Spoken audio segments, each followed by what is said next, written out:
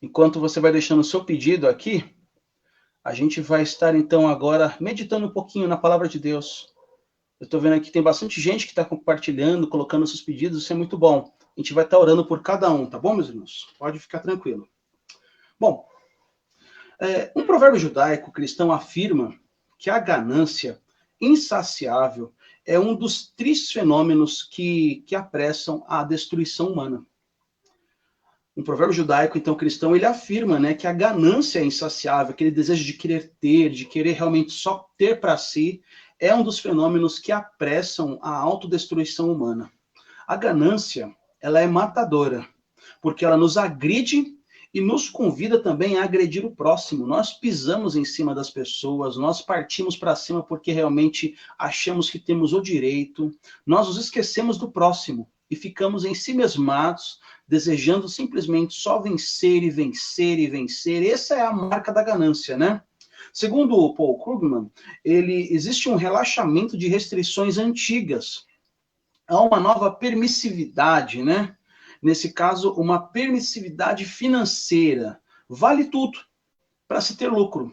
E principalmente agora, nesse momento de pandemia, tem cada vez mais, né, sido aberto precedentes para que muitos possam se organizar, se restabelecer para ter lucro e ter o maior lucro possível.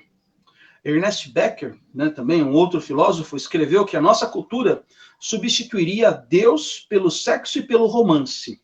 Mas Nietzsche falou uma coisa bastante interessante. Ele disse que, com a crescente ausência de Deus na cultura, nós substituiríamos Deus pelo dinheiro. Nietzsche estava certo. Nietzsche estava muito mais correto, muito mais assertivo nesse aspecto. As pessoas têm trocado Deus por mamon. Têm trocado Deus pelo dinheiro. E cada vez mais a ganância brasileira, a ganância mundial, tem afligido o pobre, tem ferido e mutilado famílias, tem destruído crianças, tem realmente arrasado com as populações. A ganância, como disse então aquele provérbio judaico que eu disse, ele é um dos tristes fenômenos que apressam a autodestruição humana. O que uma vez foi feito por amor, nesse sentido, né? Agora é feito por amor ao dinheiro. Ou seja, por amor ao que hoje em dia nos dá a maior sensação de poder e de uma boa consciência, né? O que induz, então, um homem a querer ganhar tanto?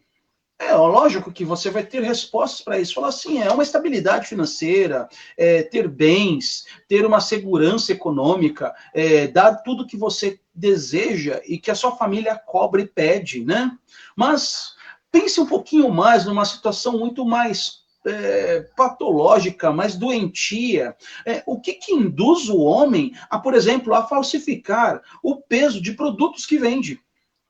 Ou de falsificar, né, aparelhos, falsificar produtos que deveriam ser tratados de uma forma honesta. O que induz o homem, por exemplo, né, a gente pensa em Mississippi, no exterior, o que induz o homem a incendiar a própria casa para ter realmente um seguro domiciliar?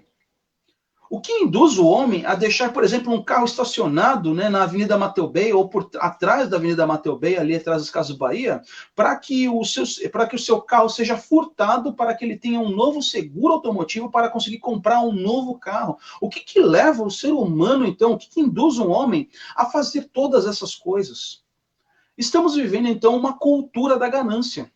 Estamos vivendo uma cultura da atrocidade, da ganância que é destruidora da minha e da sua vida.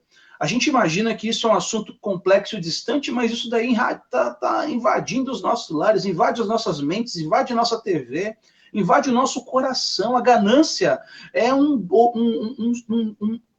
ser destrutivo que nos destrói, nos arrasa e também destrói também o nosso próximo também, né? Alguém pode falar de diversos pecados para você.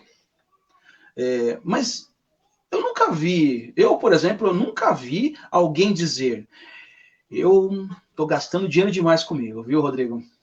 Eu nunca vi alguém falar isso. Talvez alguém possa falar assim, olha, pastor, eu tenho pecado muito sobre aquela área sexual, eu tenho pecado muito sobre a área da ira, eu tenho pecado muito sobre o domínio próprio, eu tenho pecado muito sobre algumas coisas. Mas eu nunca ouvi num gabinete ou numa conversa particular alguém falar para mim assim, eu tenho gastado dinheiro demais comigo. Eu tenho comprado roupas demais para mim. Eu tenho adquirido coisas, produtos, né, que vão gerar para mim uma aparente qualidade de vida, e isso tem me feito mal. Eu nunca ouvi isso. Eu, francamente, nunca ouvi isso. Eu acho que até a ganância, né, do dinheiro que prejudica a minha família, ou a minha alma, ou as pessoas ao meu redor. Eu nunca ouvi isso, alguém falar isso para mim. Falar, olha, pastor, eu tenho me sentido ganancioso demais, sabe? Eu tenho trabalhado demais, eu tenho, acho que, comprado terrenos demais, eu tenho comprado carros demais. Eu nunca ouvi isso, eu sempre ouvi pouco. Talvez eu esteja andando com gente pobre demais. Mas, assim, o ponto é que eu nunca ouvi essa determinada confissão deste pecado. E isso é muito grave, pois quando nós não falamos de determinados pecados ou erros que a humanidade transmite ou realiza, esses pecados talvez estejam realmente sendo ídolos no nosso coração.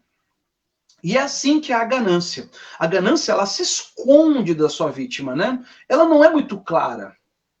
É diferente de um pecado sexual, de um adultério, de uma fornicação, da ira, que é muito aparente, é muito externa, né? Agora, a ganância não, a ganância ela se esconde, ela está por detrás, maquinando, e o modus operandi dela, né, a forma de agir, né, desse Deus com D minúsculo no qual eu falo, né, inclui a cegueira do coração. A ganância, ela age de uma forma muito, mas muito estratégica. Ela cega o nosso coração. Ela cega o meu coração, a ganância. Ela cega o seu coração. E a ganância, né, então, para cegar o meu e o teu coração, ela utiliza de poderosas estratégias, não somente sociais, mas também psicológicas, né? Por exemplo, vamos imaginar aqui que você vive em um determinado bairro. Você estuda em uma determinada escola. Você participa de uma rede de amigos, né? E aí você vai perceber que você vai se ver rodeado por um bom número de pessoas que têm uma mesma renda que a sua, que gasta, que tem despesas muito semelhantes à tua. E por isso, você não se acha ganancioso. Você se acha uma pessoa normal, você se compara com seus amigos, com esse círculo pequeno de amizades que você tem, e você fala assim, ô pastor, eu não sou ganancioso. Você está falando com outra pessoa, não comigo. Porque afinal, todo mundo aqui do meu bairro também luta para ter o que eu quero ter. Todo mundo do meu bairro deseja ter aquilo que eu tenho. A ganância na minha vida não acontece. E aí você se acha, então, uma pessoa de classe média normal, comum. Ou que tem, assim, uma renda saudável para o círculo de amizades que você pensa ter, ou que você tem. Mas a tua renda, a tua realidade, o teu parâmetro social, a tua vida econômica não se compara com o resto do mundo. Não se compara com as pessoas que estão no seu círculo. Se você pensar um pouquinho e começar a contabilizar o quanto que você ganha e comparar, talvez, com uma pessoa que mora no interior de Minas Gerais, no interior de uma cidade de Itinga, por exemplo, né, do norte lá de Minas Gerais, né, ou na cidade de Tiradentes, né, estupefato você vai se deparar que o seu nível de conforto material é 1000 vezes maior do que essas pessoas têm. O nível de exigência que você tem para ter a qualidade de vida, o conforto de vida, não se compara com a qualidade de vida e o conforto de vida que pessoas que moram, às vezes, em Guaianazes, em Tiradentes, ou mesmo, como eu falei, em Itinga, lá no norte de Minas Gerais, não se compara nesse sentido. Você percebe que a tua vida é muito melhor, muito mais qualificada, muito mais estruturada, muito mais organizada. E há um grande abismo entre a sua realidade e a realidade daqueles que realmente estão marginalizados. Por quê? A nossa ganância nos faz querer realmente sempre querer mais, mais. mais. Como diz já o poeta, né? Eu sempre quero mais que ontem, eu sempre quero mais que hoje, eu sempre quero mais do que eu posso ter, né? E Jesus, ele adverte mais as pessoas sobre a ganância do que o sexo. Vou repetir, Jesus ele adverte mais as pessoas sobre a ganância do que o sexo. E ainda assim, a maior parte das pessoas não se sente culpada desse mal. Portanto, todos nós precisamos começar a considerar, então, a hipótese, ou pelo menos começar a suspeitar de que este pode muito bem ser um problema para mim e para você também que está aqui me acompanhando. Eu quero te convidar a ler um recorte do Evangelho que está em Lucas. Lucas 19. Lucas 19, eu quero ler do versículo 1 até o 10. É você que está me acompanhando aí, eu estou vendo que a gente tem um bom número de pessoas hoje presente comigo. Se você não quer abrir a sua Bíblia, preste bastante atenção no que eu vou estar lendo agora. Eu quero contar uma história bastante conhecida. O irmão deve conhecer, já ouviu falar dessa história. Vou ler. Jesus entrou em Jericó e atravessava a cidade. Havia ali um homem rico chamado Zaqueu. Olha aí a história. Conhece Zaqueu? Pois é. Zaqueu, chefe dos cobradores de impostos. Tentava ver Jesus, mas era baixo demais e não conseguia olhar por cima da multidão. Por isso, correu adiante e subiu numa figueira brava, no caminho por onde Jesus passaria. Quando Jesus chegou ali, olhou para cima e disse: Zaqueu, Zaqueu, desça depressa. Hoje devo hospedar-me em sua casa. Sem demora, Zaqueu desceu e com alegria recebeu Jesus em sua casa. Ao ver isso, o povo começou a se queixar. Ele foi se hospedar na casa de um pecador. Enquanto isso, Zaqueu se levantou e disse: Senhor, darei metade das minhas riquezas aos pobres. E se explorei alguém na cobrança de impostos, devolverei 4 vezes mais. Jesus respondeu: Hoje chegou a salvação a esta casa, pois este homem também é filho de Abraão, porque o Filho do Homem veio buscar e salvar os perdidos. Amém? História interessante, né? Uma história muito linda. Zaqueu, então, ele era um coletor de impostos, evitado por sua sociedade. Mesmo hoje, se você for pensar um pouco no paralelo, né, de Zaqueu, quem seria Zaqueu hoje, na nossa realidade, no século XXI? Zaqueu seria uma pessoa muito semelhante àquele que trabalha na Receita Federal, ou aquele que recolhe o teu imposto de renda. A gente não ia falar isso. Vamos imaginar que você trabalhasse nesse cargo, né? Fala assim, eu recolho imposto de renda, né? Eu trabalho com leão, né? Imagina que isso ia ser um assunto da festa. Você não ia falar isso numa festa, né? De amigos que você está conhecendo. O que você faz? Ah, eu recolho imposto de renda. Ah, rapaz, se arranjar uma briga, viu? Você ia ser expulso da festa, viu? Não ia dar muito certo esse papo, não, viu? Então, assim, não é um assunto muito interessante. Então, pense que Zaqueu, ele era mais ou menos semelhante a esse papel, a essa figura social que nós temos hoje na nossa realidade, né? Israel, então, era uma nação conquistada, né? E sobre ocupação militar romana. Lembre-se disso, Roma estava realmente no poder nesse momento, né? Então, os seus ocupadores, os romanos, eles impunham impostos e impostos pesados sobre os judeus, sobre os israelitas, né? Eram impostos extremamente opressivos em cada colônia.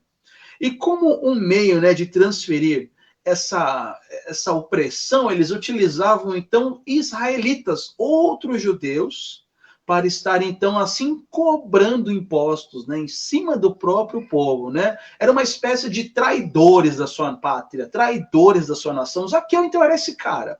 Era um traidor da sua pátria, pois estava cobrando impostos sobre Israel, nação da tua geração, nação da tua vida, nação do sangue do teu sangue, né? E ele estava cobrando isso. Zaqueu era um homem extremamente poderoso, né? Ele era um homem mais ou menos, como a gente pode falar, líder dos líderes, né?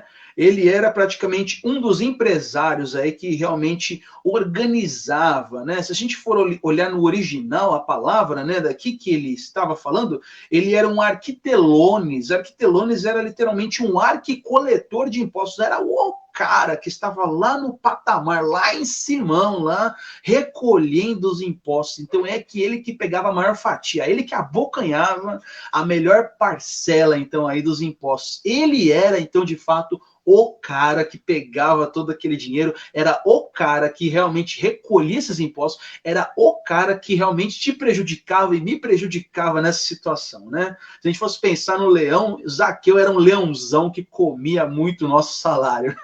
Então pensa no ódio dessas pessoas quando via aquele baixinho, né? Zaqueu, para a ironia do destino também, ele era um anãozinho, devia ter 1,50, devia ser um pequenininho, devia ser um cotoquinho de gente lá, mas que tinha muitas posses, né? Pensa como esse povo odiava esse homem, né? Pensa como é que ele era, então, assim, tão hostilizado.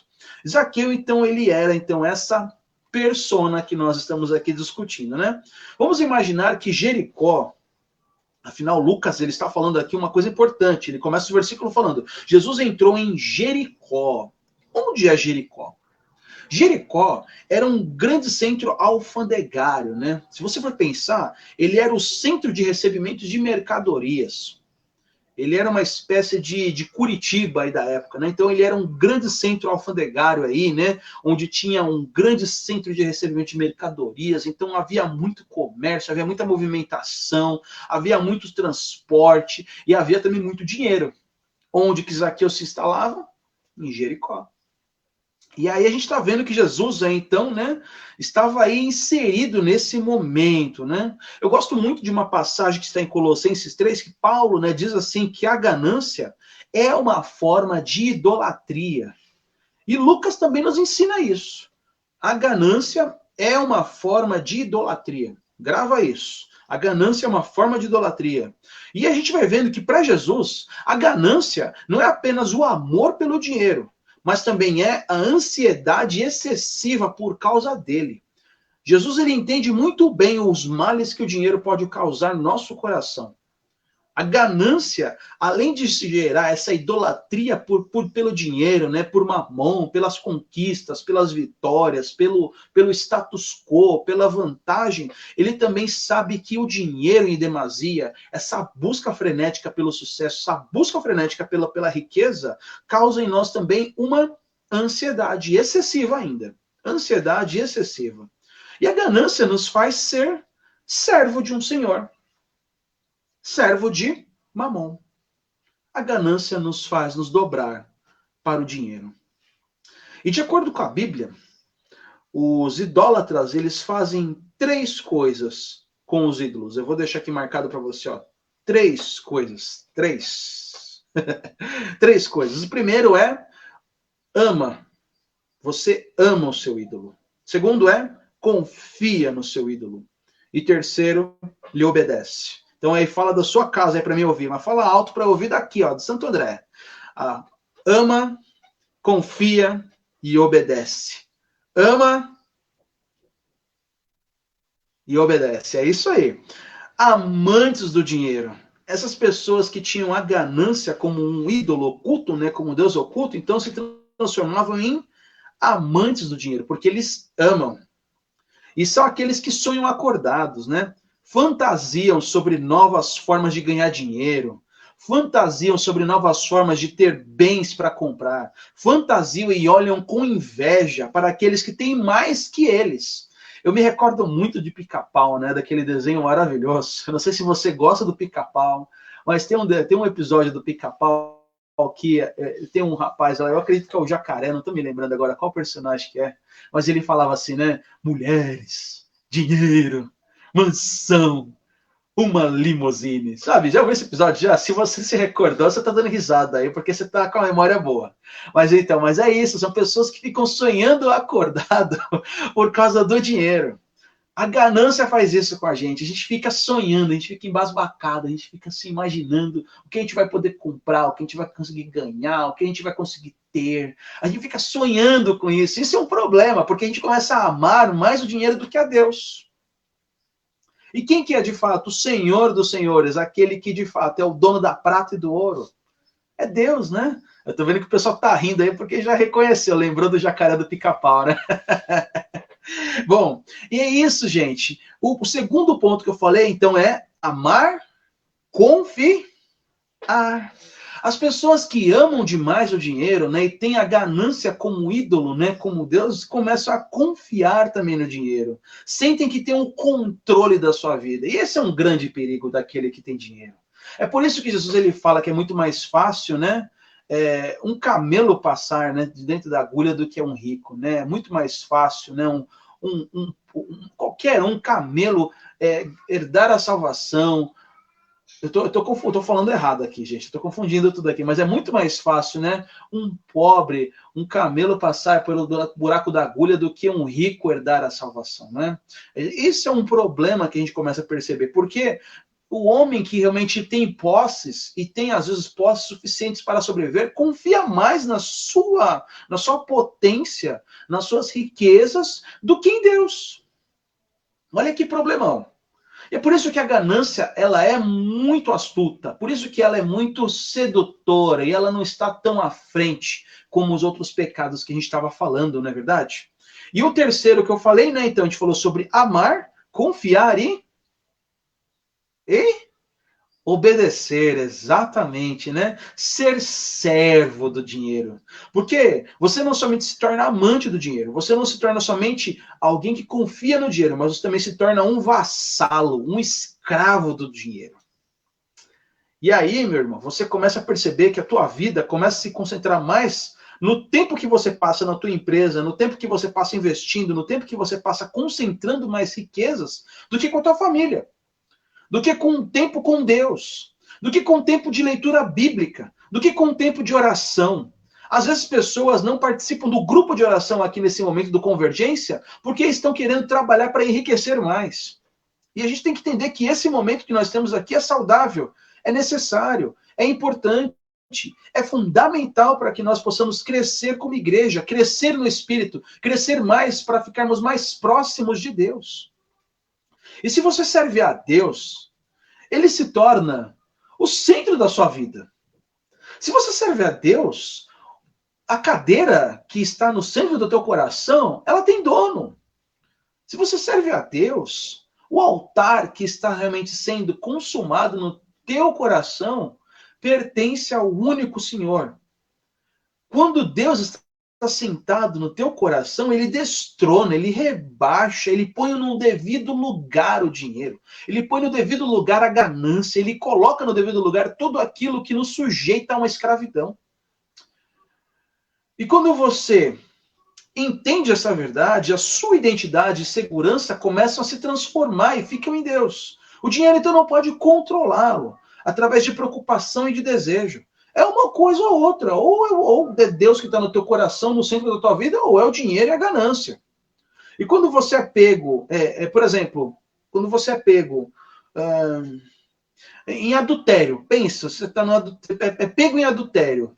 Você fala assim, espera um momento, eu acho que isso é um adultério. Não, você fala assim, não, eu tenho certeza que eu estou adulterando. Você tem a consciência. A ganância não, a ganância demora para cair a ficha. Você tem que tomar cuidado com isso. O adultério, como eu falei para você, a ira, a gente cai a ficha, é rápido para entender o que está acontecendo. Fala, opa, tem alguma coisa errada aqui. A sedução está vindo no meu coração. A ganância não, a ganância é muito mais astuta, é muito mais estratégica. Ela é muito mais discreta. E eis aí um pecado perigoso para se tornar. A ganância, não se esqueça daquela palavra que eu disse no começo, ela te cega, porque ela é autodestrutiva e destrói o teu próximo. E se você não percebe o quão ganancioso é e desesperado está por dinheiro, tome cuidado, porque eis aí um grande perigo que pode assolar a tua vida. Zaqueu é esse exemplo, é um exemplo de homem ganancioso. Um exemplo do que Jesus vinha ensinando em todo o livro de Lucas, falando sobre esse perigo, esse risco, né? Zaqueu queria ver quem era Jesus. Zaqueu queria ver quem era Jesus, mas a sua altura não permitia. Ele era pequeno. E por isso a gente vai vendo que ele começou, então, a tentar realmente criar subterfúgios para conseguir ver Jesus. Então, o que ele fez? Subiu numa árvore lá, né? Tentou subir, se se amontoou lá, né? Tentou realmente se organizar, foi numa figueira brava no caminho, se amontoou e preparou e foi.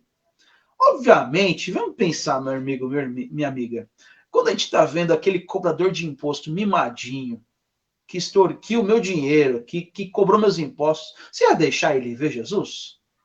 Ah, meu irmão, vamos ser sinceros, você não ia deixar. Você não ia deixar, mas nem que a vaca tussa.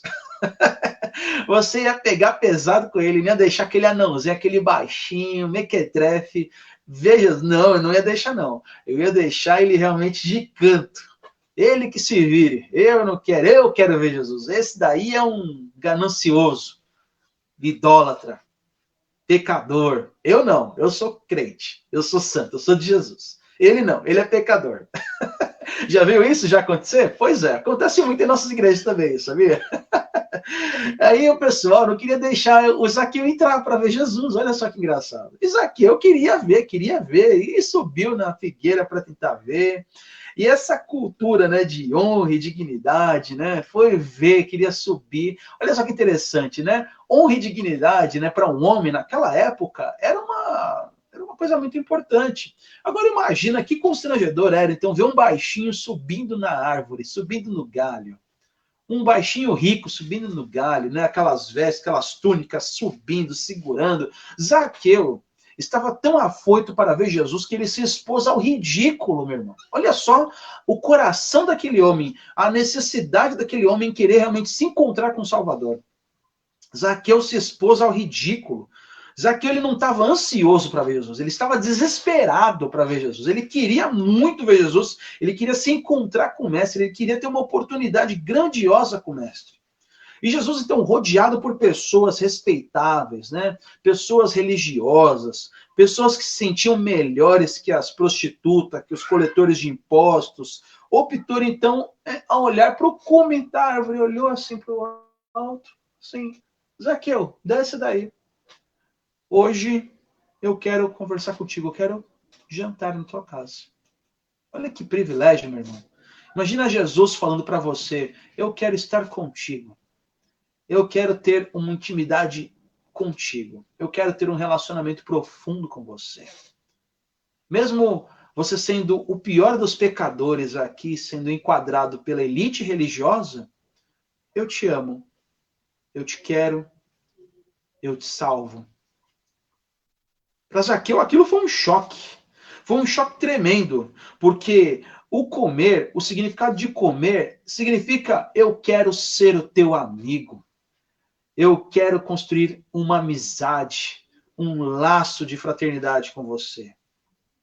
E todos se ofenderam, né? Zaqueu, comer na casa do Zaqueu, Zaqueu é um pecador. Mas Zaqueu recebeu com muita alegria. Zaqueu não se apoiou em seu orgulho, mas em sua humildade. É lógico que ele queria realmente ter Cristo como amigo. É lógico que ele queria ter Jesus, o Salvador, adentrando no seu lar, adentrando no seu coração. Imagina que privilégio, meu irmão. Imagina que privilégio maravilhoso. É tirar a ganância do coração e começar a viver, então, uma nova experiência com Jesus. Em última instância, é importante pensar que não foi Zaqueu que recebeu Jesus, mas foi Jesus que recebeu Zaqueu. Olha que coisa incrível. Jesus escolheu um dos piores dos pecadores. Quando Zaqueu ouviu isso tudo, todo o seu entendimento espiritual começou então a se transformar, aconteceu uma mudança de mente, uma metanoia, tudo começou a se fazer novo, tudo fez sentido. Ele começou a se dar conta de que a salvação de Deus era pela graça, não era pelos méritos, porque a graça é um presente instaurado por Cristo e por Deus na minha e na sua vida. A graça de Deus chegou no teu lar porque Jesus quis. A graça chegou na tua vida porque Jesus quis, não porque você era bonzinho, porque você era merecedor. Você nunca merecerá a salvação. Você nunca vai ser digno de realmente receber Cristo no seu lar. É Cristo que escolhe morar e habitar contigo. É isso que é extremamente transformador. É isso que realmente nos conduz a uma grande, realmente, salvação. E a partir disso, nós começamos a perceber que Zaqueu, tão transformado e tão impactado por essa mensagem, né, queria tanto seguir a Jesus e perseguir de fato os mandamentos, ele começou então a viver uma radicalidade na sua vida. Radicalidade. Por quê? Quando nós vemos aqui na lei mosaica, né, em Levítico, os juros que realmente a pessoa tinha quando extorquia alguém ou quando roubava alguém, era dar metade de suas rendas aos pobres. Né? Zaqueu queria seguir Jesus, então ele fez duas promessas notáveis. Dar metade da sua renda aos pobres, muito mais do que 10% que a lei mosaica pedia, porque a lei mosaica falava assim, você deve dar 10%. Não, ele falou assim, eu quero dar metade da minha renda. Eu estou tão arrependido, eu estou tão transformado com essa graça, que eu vou dar metade da minha renda. E a segunda que não teve muito a ver com a caridade ou a misericórdia, mas com justiça. Porque ele ganhara muito dinheiro trapaceando. Ele falou, ele devolveu 4 vezes mais a renda que ele tinha. Se você for fazer um cálculo na calculadora, isso equivale a 300%, meu irmão. Ele devolveu 300%. Isso foi a resposta que a gente encontra aqui, na verdade, de Zaqueu. E Jesus disse, a salvação veio a esta casa. A salvação veio para esse lar. Note que ele não disse, se você viver assim, não. A salvação já tinha vindo. A salvação já tinha chegado. A salvação de Deus não vem em resposta a uma mudança de vida. A mudança de vida que vem diante da salvação de Deus. É assim que a gente observa o Evangelho. É assim que a gente observa quão transformador é esse momento tão profundo, tão especial. Eu queria continuar muito essa mensagem, mas eu quero deixar a parte 2 dela, a parte B, para a próxima terça-feira. Você topa estar comigo na próxima terça? Porque eu tenho muitas coisas ainda para falar sobre esses momentos, sobre esses detalhes. Mas eu quero realmente que você, então, se prepare para estarmos, então, aqui na próxima terça-feira para continuarmos falando sobre ídolos, né? Ídolos de superfícies e ídolos ocultos. A gente vai estar falando um pouquinho mais disso na próxima terça-feira, tá bom? Mas eu desejo muito que essa mensagem, ela realmente agarre o teu coração e te realmente faça entender que a tua salvação, a tua transformação não é pelos teus méritos, é pela graça. Zaqueu foi salvo pela graça, assim como você também pode ser. Por isso, se você tem ouvido essa mensagem e tem pensado muito sobre a tua vida, não é uma vida de retidão e de moralidade que vai garantir a salvação. Não é uma escolha política ou uma ação nova, uma postura nova, uma ética nova que vai trazer para você a garantia do céu. O que vai te trazer a salvação é a graça de Jesus, é confiar que o sacrifício de Jesus chegou a você, mesmo você não merecendo. Mesmo você não sendo perfeito, mesmo você sendo um pecador, um homem falho, uma mulher falha, a salvação de Jesus chegou sobre a tua vida, chegou no teu lar. E isso não foi uma escolha tua, foi dom de Deus, foi a graça de Deus que realmente emanou sobre a tua vida. Se você tem dúvidas sobre isso, eu te convido a receber a Jesus no teu coração, a receber Jesus como o Salvador e Senhor da tua vida e do teu lar. Pois não há Deus, não há um Deus sequer que morreu na cruz por nós pecadores. Ele morreu por nós, mesmo nós não sendo dignos. Ele morreu por nós, mesmo eu não merecendo. Mesmo você não merecendo, pois você conhece o teu coração e você sabe das suas imperfeições.